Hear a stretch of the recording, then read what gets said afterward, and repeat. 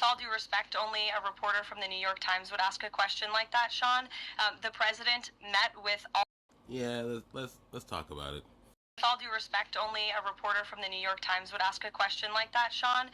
The president met with all of these European leaders at the White House 48 hours after sitting down with President Putin on American soil. In fact, there was so much progress in the readout that was given to these European leaders immediately following his meeting with President Putin that every single one of them got on a plane 48 hours later and flew to the United States of America. And if I could just read for all of you some of the statements from those European leaders yesterday, you had President Zelensky himself saying it was a very good conversation. It was really good. We spoke about very sensitive points.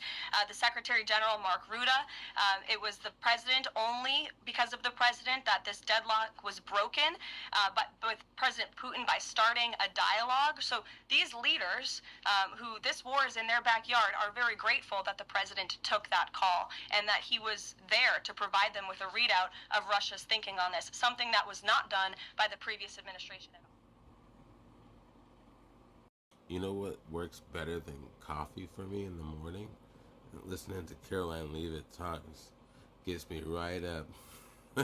You know why?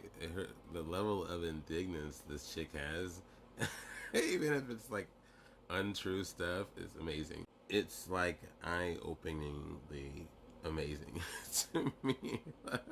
With all due respect, Caroline Leavitt is more full of it than the Orange Man is.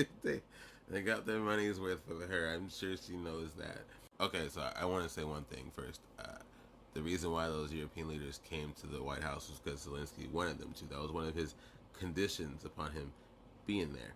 Not because they were all super enamored with Trump and what he was doing, how he was handling Russia and the Ukraine situation. Two, we know that press conference between Putin and Trump didn't go very well. So whatever happened with Trump and the European leaders and Trump and Putin doesn't seem to matter very much. We will see. But one thing is very interesting is Putin very shortly thereafter hit the Ukraine again, and including an American company within the Ukraine playing in Trump's face. I love that term from both of these still. Playing in Trump's face. She says this all glowingly and happily, but there's really nothing happy going on right now. Again, this is a war on perspective more than it is anything else. She is trying to promote her perspective, their perspective to you, even though it is false. Just to be clear. I kind of wonder how long she can keep it going. You know, like there's going to be a life after Trump for her.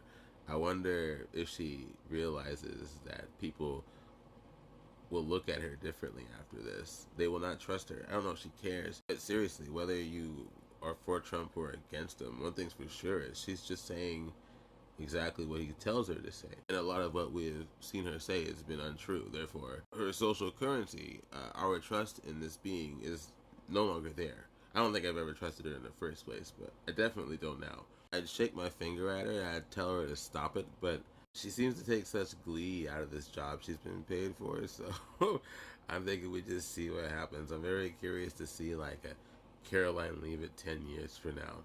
I mean, the damage will have been done, but I have a feeling it's gonna feel good.